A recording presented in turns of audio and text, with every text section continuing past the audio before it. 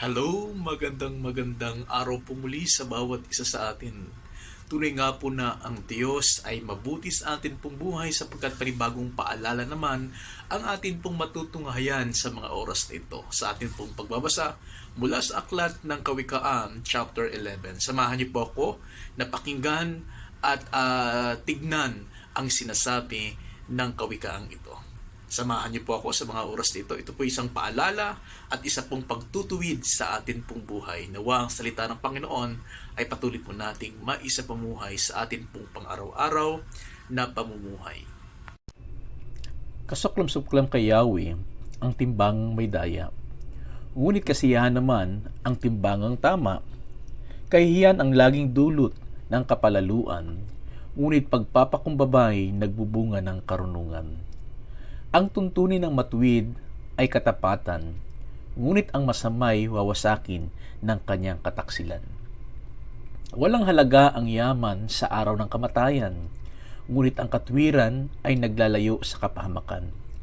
Mas panatag ang landas ng tapat ang pamumuhay, ngunit nabubuwal ang masama sa sariling kabuktutan. Ang katwiran ng mga matuwid ang nagliligtas sa kanya, ngunit ang masama ay bilanggo ng kanyang masamang nasa. Ang pag-asa ng masama ay kasama niyang pumapanaw. Ang umasa sa kayamanan ay mawalang kabuluhan. Ang matuwid ay inilalayo sa bagabag, ngunit ang masama ay doon bumabagsak. Ang labi ng walang Diyos sa iba ay mapanira, ngunit ang dunong ng matuwid ay nagliligtas ng kapwa.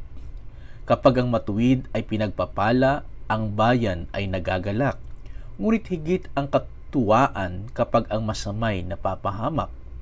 Dahil sa salita ng matuwid, ang bayan ay tumatatag.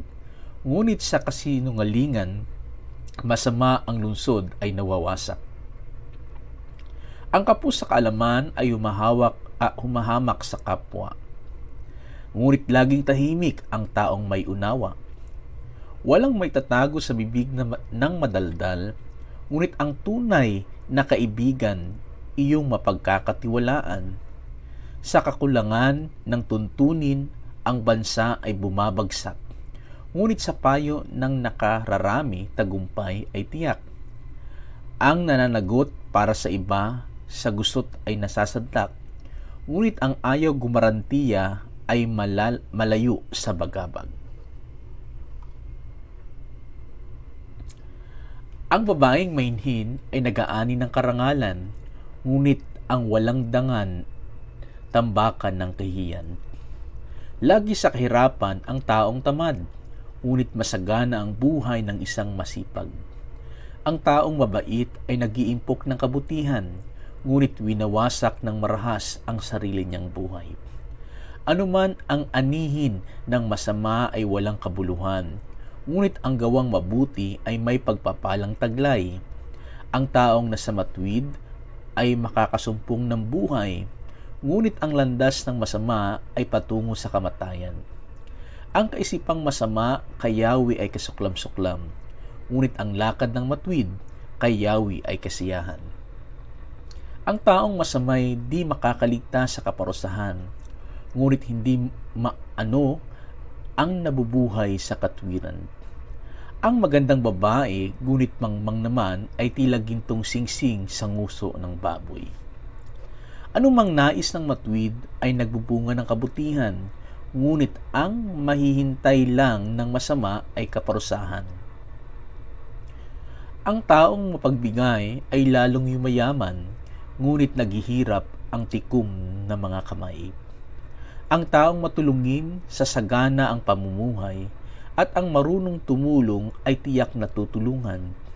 Sinusumpa ng lahat ang nagkakait ng butil, ngunit pinupuri ang nagbibigay ng pagkain.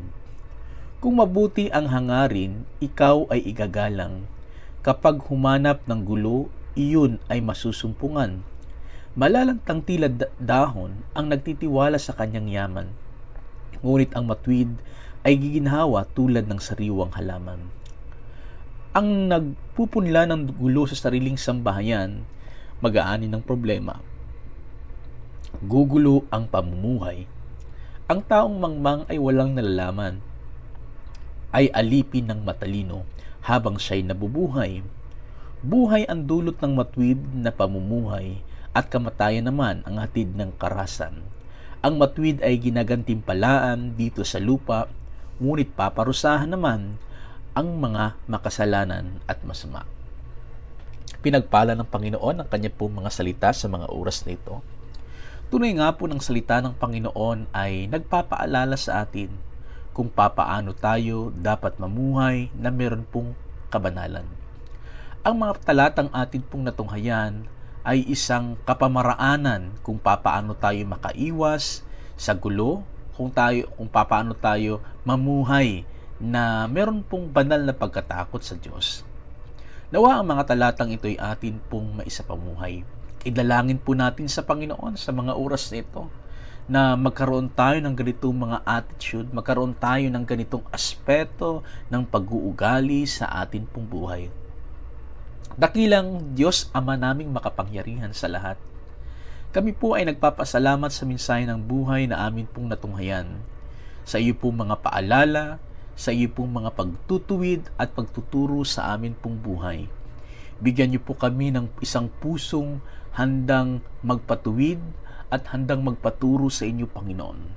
At turuan niyo po kami na ang mga kawikang ito'y amin pong maisapamuhay. Ikaw, Diyos, ang Diyos naming buhay, at ikaw ang amin pong gabay ng amin pong pamumuhay. Maraming salamat, Ama, sa iyo pong mga paalala. Sa pamagitang ito, kami po ay natututo. Ang lahat ng pasasalamat at papuri amin pong ibinabalik sa inyo sa pangalan ni Jesus na amin pong Panginoon. Amen at amen. Sa muli, ito po si Brother Jake, ang inyo pong nakakasama sa pagnilay-nilay ng mensahe ng Panginoon mula sa aklat ng Kawikaan. Hanggang sa muli na atin pong pagbabasa ng mensahe ng Panginoon mula sa talatang ito. God bless sa bawat isa sa atin.